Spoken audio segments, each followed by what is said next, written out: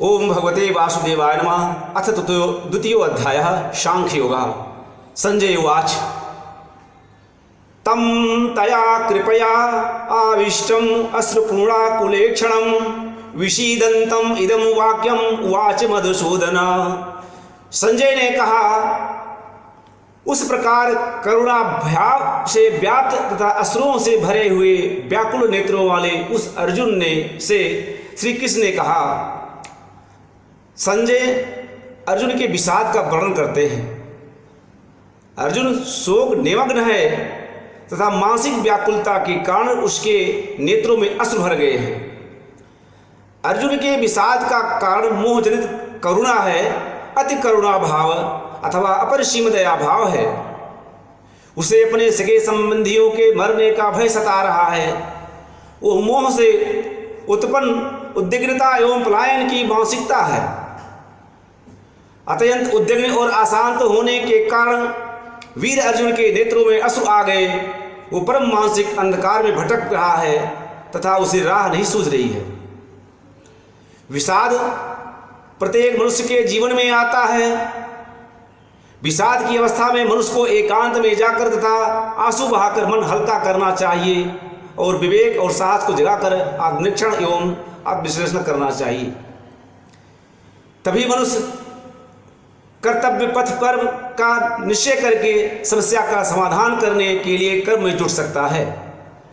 सद्गुरु के शरण में जाकर आत्मनिवेदन करना एक उत्तम उपाय है तथा किसी सद्ग्रंथ का स्वाध्याय करना भी अत्यंत सहायक सिद्ध होता है। सच्चे भाव से संपूर्ण व्यक्तित्व का समर्पण करते हुए प्रभु की शरण ग्रहण करके अपने भीतर प्रभु की वाणी सुनना तथा उसी के अनुसार कर्म करना सर्वोत्तम उपाय है।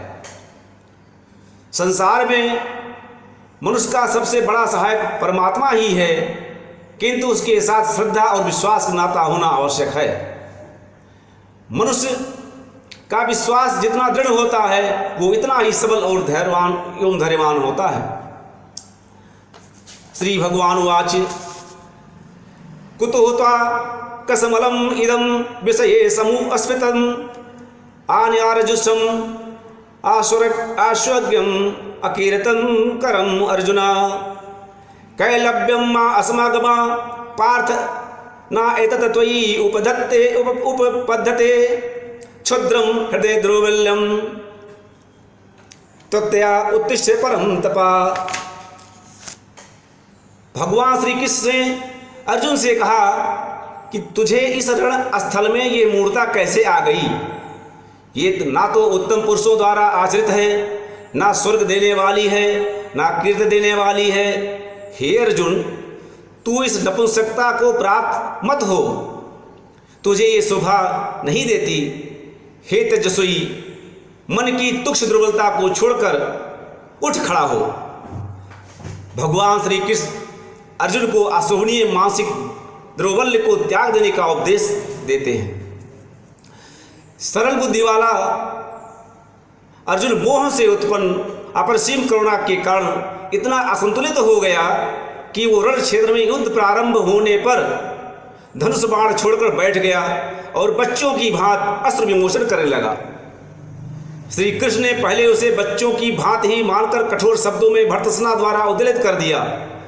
जिस प्रकार गहरी नींद सोने वाले को बहुत जोर से हिला डुला कर जगाया जाता है अथवा रोगी को बहुत कड़वी अवसर देकर भयानक रोग से उबारा जाता है, उसी प्रकार उत्तम शिष्य को पाठ भूलने पर ताड़ना द्वारा सतर्क और सावधान किया जाता है।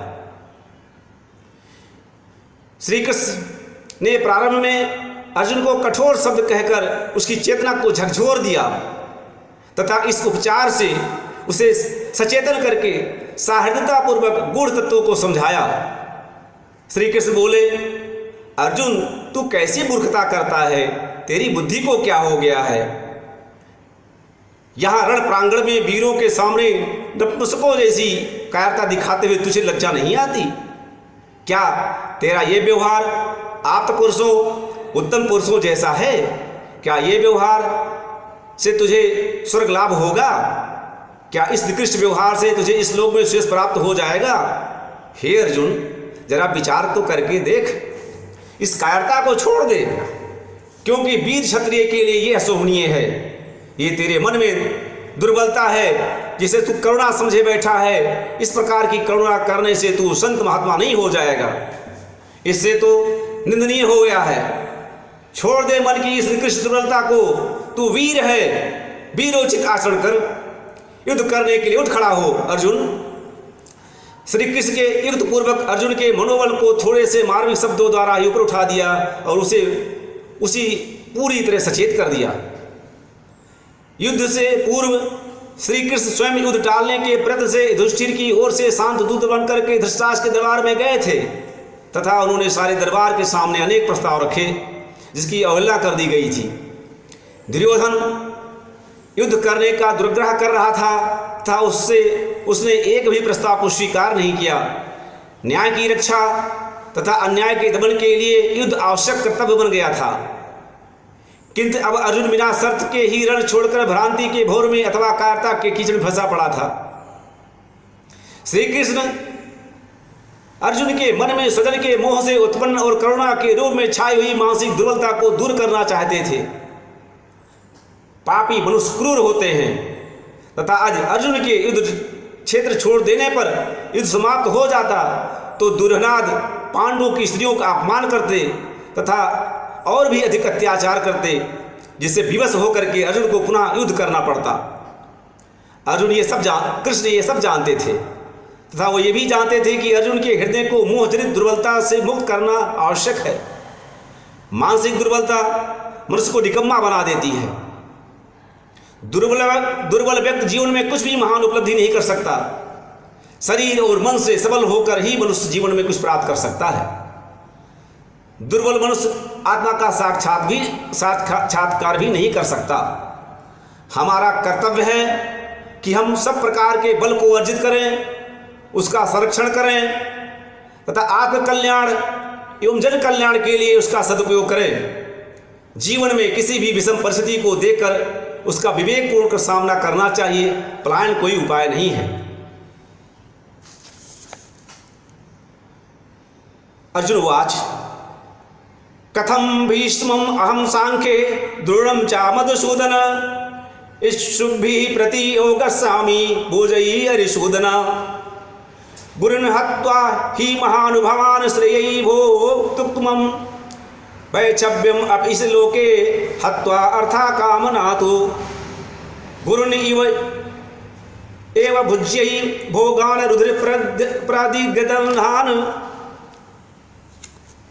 न चा एतत् विद्ध कतरत् नागरीयत् वा जयेम यदि वा न जयेश यान एव हत्वा न जीजीविषामते अभिस्थिता प्रमुखे धृतराष्ट्र। हे मधुसूदन, श्री कृष्ण, मैं रण क्षेत्र में भीष्म पितामह द्वारा तथा द्रोणाचार्य के प्रति कैसे बाण से युद्ध करूंगा। हे हरिसूदन, ये दोनों तो मेरे पूज्य हैं। महानुभाव गुरुजन को ना मारकर इस लोक में भिक्षा भी भोगना, मतलब भिक्षा से जीवन निर्वाह करना कल्याणप्रद है, क्योंकि गुरुजन को मारकर इस लोक में रक्त से सने हुए अर्थ और काम रूप भोगों को ही तो भोगूंगा। हम ये भी नहीं जानते कि हमारे लिए क्या करना श्रेष्ठ है, अथवा हम ये भी नहीं जानते कि हम जीतेंगे या हमें जीतेंगे। जिन्हें मारकर हम जीवित रहना भी नहीं चाहते, वही धृतराष्ट्र के पुत्र हमारे सामने खड़े हैं। अर्जुन संशय और भ्रम में फंसा हुआ है। श्री कृष्ण के कठोर शब्द सुनने पर अर्जुन ने कुछ संभल कर कहा, पूज्य गुरुजन पर बाणों के आक्रमण द्वारा दुस्साहस है तथा इसकी हत्या करने की अपेक्षा भीख मांगकर जीवन निर्वाह करना अधिक अच्छा है। गुरुजन को मारकर 4 पुरुषार्थों धर्म, अर्थ, काम और मोक्ष में से धर्म और मोक्ष छोड़कर केवल अर्थ और काम को भोगते हुए मौज उड़ाना मानो रक्त से सने हुए भोज पदार्थों को भोगना है। पाप कर्म से प्राप्त भोगों में सच्चा सुख कहाँ, ये कहकर अर्जुन ने पुनः कहा कि हे कृष्ण, इसके अतिरिक्त हमें ये निश्चित नहीं है कि कौन जीतेगा। युद्ध के लिए ये भी एक समस्या थी कि उसे धृतराष्ट्र के पुत्र को बांधव ही थे जो सामने खड़े दिख रहे थे। वास्तव में अर्जुन मोह से उत्पन्न भ्रम और संशय से ग्रस्त है। उसके विचारों में स्पष्टता नहीं है। ये सत्य है कि युद्ध विनाशकारी एवं हिंसात्मक होता है तथा युद्ध को यथासंभव टाला जाना चाहिए। श्री कृष्ण ने शांत दूत बनकर युद्ध टालने का बहुत प्रयत्न किया था तथा उन्होंने अनेक संधि प्रस्ताव भी रखे थे, किंतु दुर्योधन केवल सुई की नोक सूचाग्रह के बराबर भूमि देना भी नहीं चाह रहा था, बल्कि भविष्य में भी उसी प्रकार अत्याचार करते रहने के लिए कटिबद्ध दिख रहा था। अतएव पांडवों के लिए युद्ध एक धर्म, एक आवश्यक कर्तव्य बन गया था। श्री कृष्ण ने अर्जुन को मोहपांक से उबारने के लिए सामान्य शिष्टाचार का त्याग करके उसे कठोर शब्दों में फटकारा। उन्होंने उसे स्वजन के मोह को छोड़कर स्वाधर्म छात्रधर्म का पालन करने का आदेश दिया। भीष्म पितामह ने अपने इस दोष को स्वीकार करते हुए कहा था, मनुष्य धन का दास है, धन किसी का दास नहीं। ये सत्य है। हे महाराज, मैं धन के कारण कौरवों के साथ आबद्ध हो गया हूँ। श्री कृष्ण अर्जुन के रुष्ट होने से भयभीत नहीं होते, क्योंकि स्पष्ट करने वाला वंचक नहीं होता। सच्चे हितैषी को आवश्यकता पड़ने पर भय त्याग करके हित की बात अवश्य करनी चाहिए। श्री कृष्ण अर्जुन को यो ही युद्ध में ढकेल नहीं देते हैं, वे उसे जीवन के परम सत्य का बोध करा देते हैं और धर्म के स्वरूप की व्यवहारिक व्याख्या करते हैं। श्री कृष्ण से जीवन की समस्याओं के साथ संघर्ष करते हुए भी विध बताते हैं। राग द्वेष छोड़कर शत्रु के से भी घृणा ना करते हुए सम और शांत रहते हुए कर्तव्य मानकर उचित कर्म करते रहना चाहिए। समस्याओं से डरने से समस्याएं और भी अधिक विषम और भीषण हो जाती हैं। फल की इच्छा का त्याग करके प्रभु के सहारे कर्म करते रहना ही धर्म का मर्म है। यद्यपि श्री कृष्ण अनेक बार अर्जुन से युद्ध करने का आदेश देते हैं, वे अंत में अर्जुन को कोई भी आदेश नहीं देते और कहते हैं, हे अर्जुन, मैंने तो तेरा मार्गदर्शन करा दिया, अब तू विचार करके जैसा चाहे वैसा कर। ओम भगवते वासुदेवाय नमः।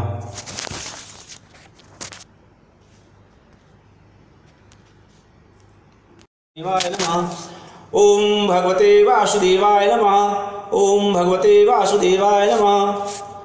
कर्पण दोषो पहत स्वभावा प्रक्षामि त्वाम धर्म सम्मूढ़ चेता यत श्रेया स्यात् निश्चितं ब्रूहि तद मे शिष्या ते हम साधि माम त्वाम प्रसन्नम।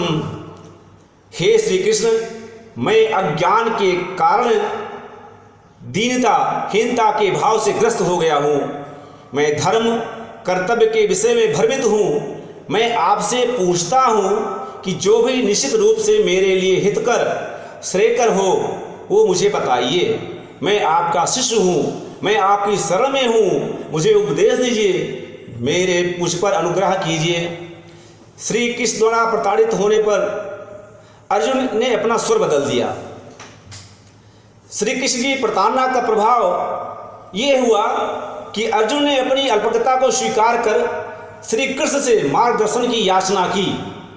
श्री कृष्ण के मार्मिक शब्दों ने उसके मानसिक धरातल को ऊपर उठा दिया। उसने अपनी मानसिक दीनता, कृपणता एवं कर्तव्य के विषय में चित्त विभ्रम को धिक्कार करते हुए विनम्रतापूर्वक निवेदन किया, हे श्री कृष्ण, मेरे हित में जो भी कुछ कल्याणकारक हो वो ही निश्चित करके बताइए। मैं आपका शिष्य हूँ, आप मुझे शिष्य मेरे शासन मानने वाला मानकर अपनी शरण में ले लीजिए तथा मुझ पर अनुग्रह कीजिए, मुझे सदुपदेश देकर कृतार्थ कीजिए। धर्म संकट होने पर मार्गदर्शन के लिए अथवा तत्व ज्ञान के लिए गुरु की शरण ग्रहण करनी चाहिए। अर्जुन सखा होते हुए भी शिष्य बन गया, यही उसकी बुद्धिमत्ता है। अपनी मूढ़ता और अज्ञान को स्वीकार करना विकास का द्वार खोल देता है। अपने दोषों एवं दुर्बलताओं के प्रति सजग होना सुधार और श्रेय की ओर ले जाना है।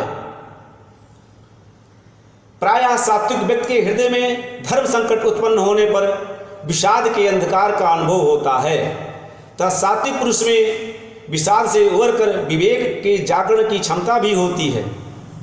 सात्विक पुरुष की सदायता सद्गुरु का सहारा पाकर उसे अंधकार से प्रकाश की ओर ले जाती है तथा पीड़ा एक वरदान बन जाती है। अर्जुन के मन पर विषाद का ऐसा प्रभाव था कि उसने युद्ध में अव्यवस्थित गुर्जर को मारने की अपेक्षा छात्र धर्म में निषिद्ध भीख मांगकर जीवन यापन करना अच्छा समझा। उसने जिजीविषा जीने की इच्छा ही छोड़ दी। ये आत्मग्लानि की पराकाष्ठा थी। ऐसी स्थिति में ही मूढ़ लोग संसार में अपने को अकेला मानकर साधु वेश धारण कर वन को चले जाते हैं। मदिरापान आदि द्वारा विषाद को भूलकर विषाद पर विजय प्राप्त करना चाहते हैं अथवा आत्महत्या का जघन्य पाप कर लेते हैं। आत्मग्लान होने पर जीवन जीने की योग्य प्रतीत नहीं होता तथा एक बोझ सा अनुभव होने लगता है। जीवन तो प्रभु के देन है तथा ईश्वर प्रदत्त समस्त शक्तियों का सदुपयोग करने पर ही जीवन की कृतज्ञता होती है। आत्महत्या द्वारा जीवन को विनष्ट करना घोर पाप है। सदग्रंथ, सदगुरु, परमात्मा को शरण ग्रहण करना ही विषाद सागर को पार करने का एकमात्र उपाय है। शरण ग्रहण करने का अर्थ है पूर्ण आत्मसमर्पण करना, अर्थात मन, बुद्धि और अहंकार का समर्पण करना। बांसुरी की भांति खोखला होकर अपने भीतर ही अंतर्यामी की ध्वनि सुन करके उसका अनुसरण करना अथवा गुरुवाणी को सिरधार करना। शरणागति भगवान उस मनुष्य को ग्रहणशील और विनम्र बना देती है। आदर्श शिष्य अर्जुन ने जगत गुरु श्री कृष्ण के सामने पूर्ण आत्मसमर्पण कर दिया तथा श्री कृष्ण ने उसे रसामृत से तृप्त एवं कृतार्थ कर दिया। अर्जुन को यह अनुभव हुआ कि श्री कृष्ण ने उसे गीता अमृत पान कराने के लिए ही अवतार लिया है। धन्य है वो शिष्य जब गुरु ये कह दे कि उसने शिष्य के उद्धार के लिए ही जन्म लिया है। नाहि प्राश्यामि मम अनु अपनुद्धात यत शोकम उच्छोषणम इंद्राणाम अवप्यम भूमि अत अस्पातनम रुद्रम राज्यम सुराणाम अपिता अधिपत्यम। अर्जुन ने कहा, हे कृष्ण, पृथ्वी पर निष्कंटक और समृद्धि पूर्ण राज को तथा देवताओं पर शासन करने को प्राप्त करके भी मैं उस उपाय को नहीं देख रहा हूं जो मेरी इंद्रियों को सुख देने वाले शोक को दूर कर दे। अर्जुन अपने संताप की चर्चा करता है। शरणागति के बाद भी अर्जुन के मन पर की तीव्र वेदना उसे व्याकुल कर रही थी था ये शब्द उसके मुख से सहसा ही निकल पड़ा, हे कृष्ण, मेरा संताप इतना गहन है कि वो मेरी इंद्रियों को भी सुखाए दे रही है। निष्कंटक समृद्धिपूर्ण राज्य पर शासन करने से अथवा देवताओं पर भी शासन करने से मुझे सुख शांति नहीं मिल सकती। वास्तव में वो परोक्ष रूप में सूचना दे रहा है कि उसका रोग भीषण है तथा उसकी तत्काल चिकित्सा करनी चाहिए। गहरी मानसिक पीड़ा को दूर करने के लिए पुस्तकीय ज्ञान, सत्ता, उच्च पद, धन, ध्यान, यश, प्रतिष्ठा, मान, अपमान तथा भोग सामग्री की प्राप्त करना कोई भी सक्षम उपाय नहीं होता। भव रोग का उपाय सद्गुरु एवं परमात्मा की सच्ची शरण में जाने से ही होता है। सद्गुरु पृथ्वी पर परमात्मा का प्रतिनिधि होता है। संजय उवाच एवं उक्तता ऋषिकेशं गुणाकेशा परन्तप नायोतसते यशते इतं गोविंदम उक्तवा तूष्णीं बहुवः। संजय ने कहा, शत्रु संतापी अर्जुन श्री कृष्ण से यह सब कहकर तथा फिर कहा, हे गोविंद, मैं नहीं लड़ूंगा, ऐसा कहकर चुप हो गया। अर्जुन श्री कृष्ण से युद्ध ना करने का अपना विचार बताकर तथा चुप होकर के उसके आदेश की प्रतीक्षा करने लगा। अर्जुन का मन इतना अधिक संतृप्त था कि शिष्य के रूप में शरण ग्रहण करने पे भी उसने अपनी युद्ध ना करने की इच्छा प्रकट कर दी तथा चुपचाप पूर्णतया चुप हो गया। वास्तव में उसके चुप होने का आशय ये था कि यद्यप उसने ना लड़ने की अपनी इच्छा को स्पष्ट कर दिया तथापि वो श्री कृष्ण से आदेश प्राप्त कर उसका पालन करने के लिए ही तैयार था।